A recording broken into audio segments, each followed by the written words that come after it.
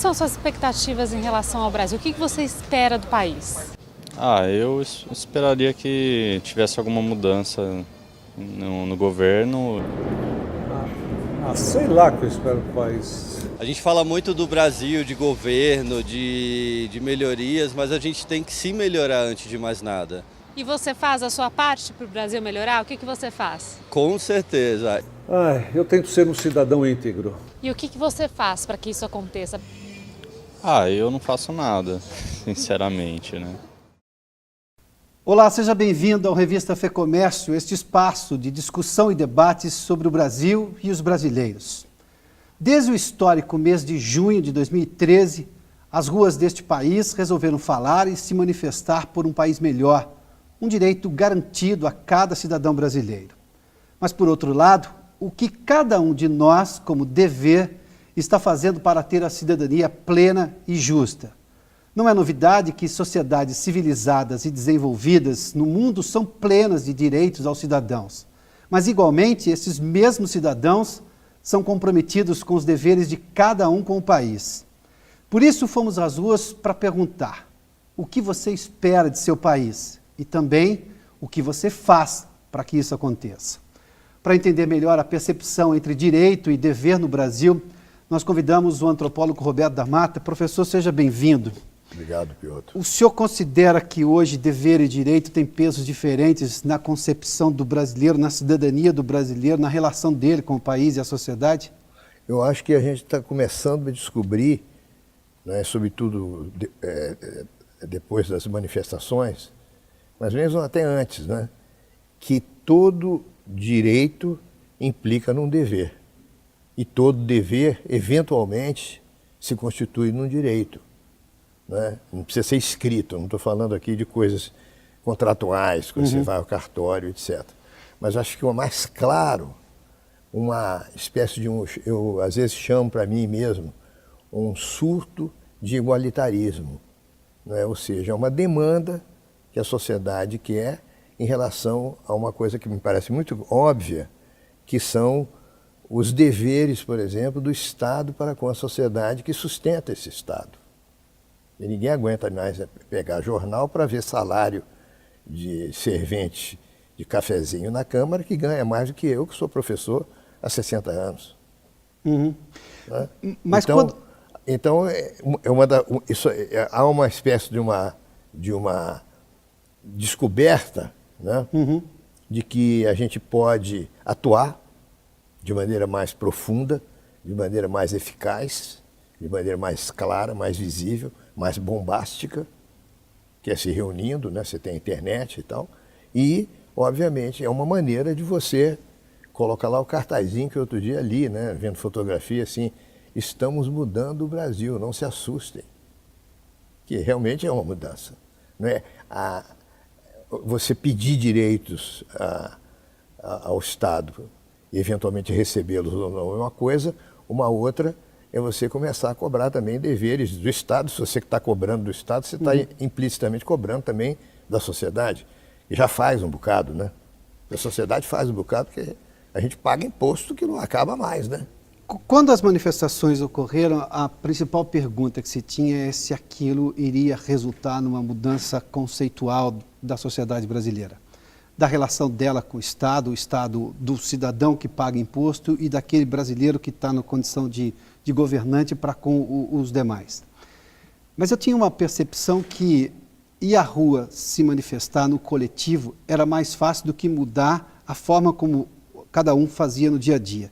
Então o que as pessoas mudaram para mudar o país? Elas pararam de parar o carro em fila dupla, de jogar lixo no chão, de subornar o guarda porque não quer pagar uma multa, ou de inventar uma história para poder entrar com recurso de multa. Ou seja, não dá para reclamar ou reivindicar do Estado se você no seu dia a dia não faz isso. As pessoas mudaram a sua forma de viverem em comunidade? É uma pergunta que levaria a uma pesquisa extremamente interessante, a uma investigação extremamente interessante. Se não é, essa percepção, que é uma percepção a partir de um evento, que é um evento muito forte, onde as pessoas também estão, que têm vida própria, ou se realmente essa questão de cada um procurar fazer aquilo que deve desempenhar o seu papel público, né? Ou os papéis que levam essa pessoa ao mundo público, desempenhar esses papéis com esforço, com galhardia, com honra, né? Com dignidade, se isso está acontecendo, né? É uma pergunta interessante e que, em geral, certamente pega as pessoas desprevenidas, né? Porque quando se personaliza, o que é que você está fazendo, isso, em geral, as pessoas ficam meio desarmadas, né? Porque dá um certo protagonismo, dá até um certo charme e reclamar contra o Estado, que tem suas culpas, e são várias, inclusive. Não é difícil chegar a essa conclusão na relação brasileira. Mas não se faz uma mudança se não se mudar o indivíduo. Acho que isso é muito pródigo na ciência social, não é? Sem dúvida. E aí a pergunta é: o que é que você mudou? Não, eu diria que no caso brasileiro, né, vamos deixar esse negócio do indivíduo com a sociedade, deixa de lado. A gente pode voltar a isso depois. Mas eu diria que no caso brasileiro, né, absolutamente, muito importante que você faça um inventário dos papéis sociais que você desempenha, porque nós atuamos no mundo, é o que eu chamo em aula, em conferência, é o axioma do Shakespeare, que na peça de teatro dele ele diz: o mundo é um palco, nós todos somos atores nesse palco, aliás, nós estamos num palco, isso. Nós somos atores e nós temos o nosso momento de entrada e o nosso momento de saída.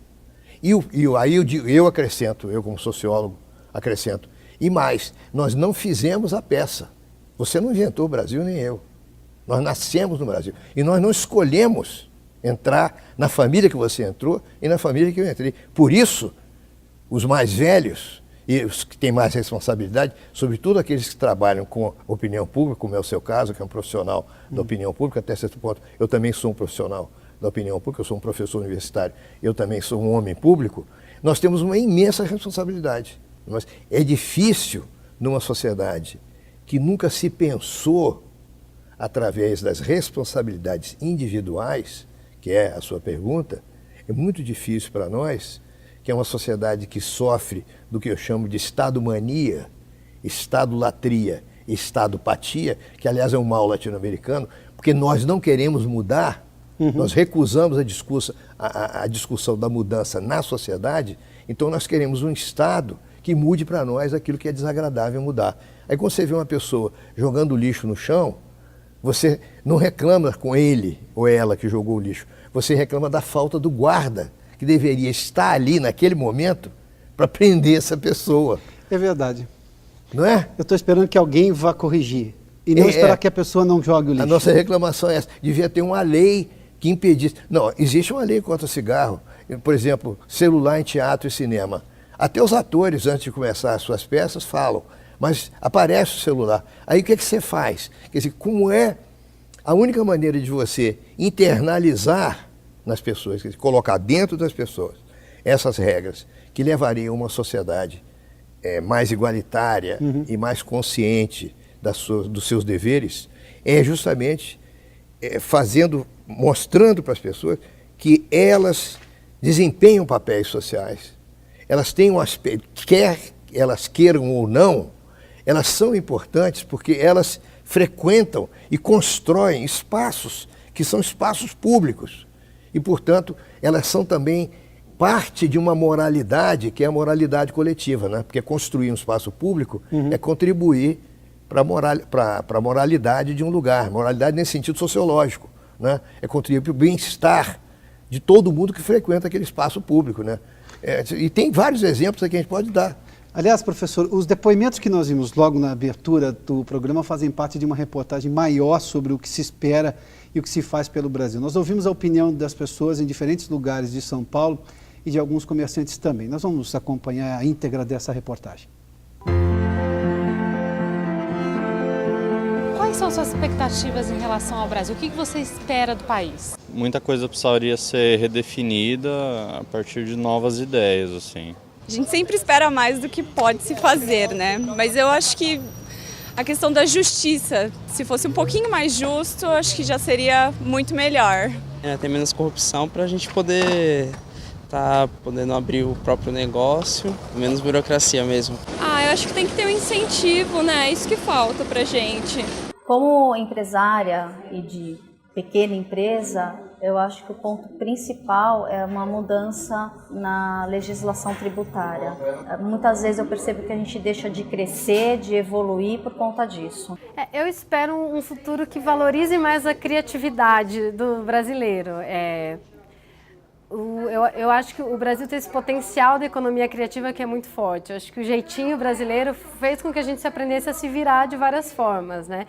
Então o brasileiro é muito criativo, mas infelizmente a legislação brasileira, por exemplo, ela ainda não contempla toda essa criatividade, que para mim é uma das grandes riquezas do Brasil. Espero tanta coisa. Espero educação, espero segurança, espero coisas melhores para o nosso povo. Tenho muita vergonha, a verdade é essa, tenho muita vergonha de tudo que está aqui. E eu esperava que tivesse mais justiça, que tivesse mais segurança, que tivesse mais saúde, mas principalmente educação, que é a base de tudo. Eu acho que a gente termina cobrando muita coisa e não faz a nossa parte, né? Melhoria no ramo de saúde, né, empregabilidade e educação também, que é muito fundamental. O que você faz para que tudo isso aconteça? Eu não faço nada, sinceramente, né? Desde o ano passado eu comecei a estudar empreendedorismo juvenil numa expectativa que a gente chama de que os jovens não sejam só procuradores de emprego, mas eles virem criadores de emprego. Né? Hoje no Brasil, apesar do desemprego estar caindo, o desemprego entre os jovens aumentou. É o único público onde o desemprego aumentou, que é o que a gente chama dos nem-nem, que não estão nem trabalhando e nem estudando. E isso por uma falta de perspectiva do jovem, né? Ele não se enxergar mais nessa lógica do mercado de trabalho, talvez. Jeitinho brasileiro, né? Eu tento evitar e tentar educar as pessoas ao meu redor também. Eu, particularmente, não participo de nada. E você faz a sua parte para o Brasil melhorar? O que você faz? Eu larguei a minha vida administrativa. Junto com a amiga eu fundei uma ONG chamada Pensamentos Filmados, que a gente fala exatamente disso. A gente compartilha conhecimento, informação e esclarecimento fora da caixa. Bem, eu trabalho no Inmetro numa área chamada de acreditação de organismos de certificação da qualidade. Então esse trabalho contribui para que as empresas possam ter um melhor desempenho, melhor competitividade, né? Se elas aderirem a essas normas, são normas, não são obrigatórias nem sempre. A gente faz uma parte que é pequena, mas que para a gente é muito significativa, né? Que é em relação à refeição do funcionário. Nós obedecemos às regras de um sindicato e por essas regras nós não somos obrigados a fornecer refeição. Mas para a gente isso é muito importante, porque as pessoas vêm de longe, têm que trabalhar bem alimentadas. Eu faço a minha parte, eu tento ser justa comigo e com os outros e é isso. Eu tento ser um cidadão íntegro, tento ser um cidadão, é muito difícil. Porque a corrupção está em todos os lugares. Para você sustentar aqui, para você fazer a coisa certa, você tem que dançar nos 30. Mas eu tento fazer a coisa certa, tento ser correto com os meus funcionários, com os meus fornecedores, com os meus clientes. Eu tento ser o mais correto possível. Professor, lhe surpreende alguma das respostas ali entre o que espera e o que faz para o Brasil acontecer? Fiquei mais surpreso com aqueles que fizeram exatamente o que eu respondi, que se ligaram nos seus papéis públicos. Falou que eu trabalho, no meu trabalho. 3 ou 4 falaram, né? Tem a ver com o meu trabalho, tem a ver com essa ponte que nos liga da casa para a rua. Porque, muito pouca, né, a surpresa, as pessoas tiveram que trabalhar, não é, a questão da mudança, porque a gente, obviamente, que está por trás das perguntas é que nós vivemos num país que provavelmente, se você fizer um inquérito maior e talvez mais profundo, não é, a gente não acredita que a gente muda muito. A gente acha que o Brasil continua sendo um Brasil velho, que tem muita coisa que não muda nunca. Não é? E muita gente falou em mudar através da lei. Melhorar a burocracia. Isso. Então, a percepção da lei é que a lei é um obstáculo. Então, óbvio que isso tem que mudar. Quem é que pode mudar isso? Primeiro, politizando o problema, discutindo o problema. Todas as mudanças que ocorrem no espaço humano, que é um espaço bastante complexo, tem que começar a problematizar esse espaço. Né? É você admitir a mudança. Né? Isso eu aprendi desde não em criança, aprendi mais velho. Né? O cara admitir, não, eu sou um alcoólatra. É o primeiro passo para ele deixar de ser alcoólatra. Eu quero mudança. Eu acredito que o Brasil não muda. Aí eu vou dizer para você, não. Se você acreditar que o Brasil não muda, você está fazendo uma mudança terrível, no sentido do Brasil não mudar. As pessoas falando, eu não estou fazendo nada. Você está fazendo muito. Você não está fazendo nada. Entendeu? Não tem como escapar do sentido dessa pergunta. Deixa eu pegar só um aspecto para a gente encerrar essa participação sua, professor.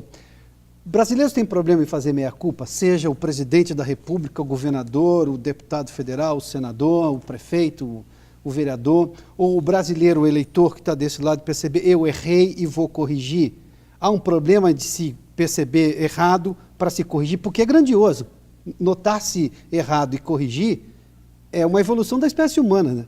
Agora, notar o erro e não corrigir porque não quer admitir determinada fraqueza que somos, que temos naturalmente por ser humanos, por que há problema com meia-culpa no Brasil? É porque a culpa, nós somos o país da vergonha, nós somos da culpa, somos os antropólogos, né? Discutiram isso tem 50 anos, né? Teve um cara que escreveu um livro sobre a poesia de Homero, da Grécia, em que ele usa a noção de culpa e de vergonha. Nós somos um país muito mais da vergonha do que da culpa. Então, um antropólogo, 2 ou 3 antropólogos americanos, eles fizeram uma comparação, uma correlação. Sociedades de culpa são sociedades mais igualitárias e onde o individualismo é maior. Eu tenho mais consciência da minha autonomia individual.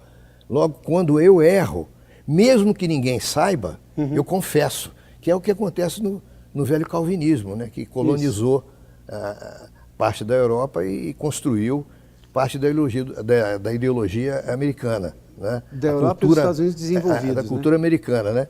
Nós somos católicos, né? Então nós temos vergonha e confessamos para um padre que segura a nossa confissão, porque ele não pode contar para ninguém. Claro que você pode também se abrir, mas a gente fala para o melhor amigo. A gente tem vergonha. Então, se pegarem você, aí você se vira provavelmente mentindo, como nós estamos fartos de saber, cansados de saber. O cara de pau, né, que não admite a culpa. Porque é uma questão complexa. O político tem sido pródigo nisso, né? Para você ser um bom político, você tem que ser esse sujeito. Se você só vai pensar em considerar que você tem alguma vergonha, se você for pego, nós falamos que vergonha, né? Olha que coisa horrorosa. Essa pessoa que a gente acreditava que falava em mudar o Brasil, de ser um excelente prefeito, então, um mero ladrãozinho, jogou fora a reputação do partido e tal, e a gente esquece também. E essa é uma outra discussão que tem uma profundidade imensa, né? O que é a coisa pública no Brasil? É o de ninguém, normalmente. É o de ninguém, né? É o de ninguém. Porque o que povo... é um atentado semântico, inclusive. E a ideia de povo como povo, porque o povo sendo pobre. A ideia do povo não inclui a população geral, não é todo mundo. Quando você fala do povo, você está falando das pessoas que são carentes, que têm alguma deficiência e tal, que também é uma outra coisa a ser discutida e reformulada. Porque todos nós somos o povo. Todos nós somos pessoas comuns, até as pessoas que ocupam cargos de responsabilidade, que são ricas, etc. Porque todos nós temos obrigações coletivas, que são inadiáveis e inexoráveis. Obrigações para com a nossa coletividade. E tem a ver com coisas que nós agora, no século XXI, estamos descobrindo no Brasil. Não é que você não pode ir num jogo de futebol, acabou de tomar uma garrafa de Coca-Cola e jogar a garrafa de Coca-Cola onde você acha melhor. Porque em casa você podia fazer isso, que a mamãe pegava a garrafa para você.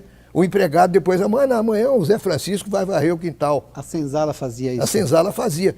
Hoje, você mesmo é que tem que fazer, né? Escrevi um artigo sobre isso outro dia na minha coluna no Estadão, recebi uma resposta arrevezadíssima, que eu tinha escrito um artigo burguês, então não estou vendo onde é que está o rótulo aí de um burguês, naturalmente, uma pessoa de direita, onde é que está uma pessoa de direita ou de esquerda? Porque você tem que fazer, você vai à praia, comer um sanduíche, fez um piquenique, você pega o seu lixo, junta e leva para uma lixeira. É simples assim, como você tem a obrigação de cuidar do seu próprio bem-estar, da sua aparência. Né? Você vai dar uma aula, né? Eu faço minha barba, eu ponho uma camisa limpa, porque é um respeito que eu estou mostrando para mim mesmo e para a relação que eu tenho com os meus alunos e com a instituição na qual eu trabalho. Então, esse tipo de consciência, eu acho que é que está começando a surgir de uma maneira muito assim, elétrica, de uma maneira muito epidêmica no Brasil, não é uma palavra certa. Até intensa, contagiante, né? Intensa, e é um contágio. Não é por isso que eu falei um surto de individualismo, né, que está ocorrendo em várias áreas. Então, as pessoas estão se sentindo mais incomodadas com a falta de transporte público. Um surto de igualitarismo. De igualitarismo. Sim. Né? Porque, no fundo, o nosso problema é muito mais o problema da igualdade do que da desigualdade. Né? As situações que mais nos constrangem não são as situações onde você sabe quem é o superior e quem é o inferior. As situações mais constrangedoras é quando você está num avião ou num carro onde todos são iguais e todos têm que obedecer. Aí é que a gente fica nervoso. A igualdade constrange a sociedade brasileira. A igualdade brasileira. nós ficamos, o cidadão brasileiro, normal, homem ou mulher, cidadão ou cidadã, ficam muito mais ansiosos e muito mais nervosos e muito mais prontos a argumentar, a espernear em situações de igualitarismo, esperando, por exemplo, na fila do restaurante. Porra, esperar meia hora? Eu sou fulano de tal, eu sou professor, não vou ficar... Você acha que eu vou ficar esperando? Se o que é comer no meu restaurante é bom, a casa está cheia. O senhor entrou na fila, tem que ter uma fila. A fila ainda é um problema para nós. Um aluno meu fez uma tese de mestrado, que eu quero ver se faço um ensaio junto com ele, estou sem tempo, mas sobre a fila que é importante, porque a fila é a unidade mínima da democracia. A unidade mínima, né? A estrutura elementar, para usar uma expressão levi-straussiana, no grande antropólogo francês, é a estrutura elementar da democracia, a fila. Quem primeiro chega, primeiro é atendido e servido. Quem chega por último, fica por último. Essa regra, não preciso nem dizer, né? Nós sabemos que não é cumprida no Brasil, porque os caras mais importantes são exatamente aqueles que chegam por último. Professor Roberto da Mata, muito obrigado pela participação aqui conosco. Obrigado. Esta foi a segunda edição da revista FEComércio. Se você quiser acompanhar outros debates e notícias, acesse os canais da FEComércio na internet. Muito obrigado pela sua companhia. Até a próxima.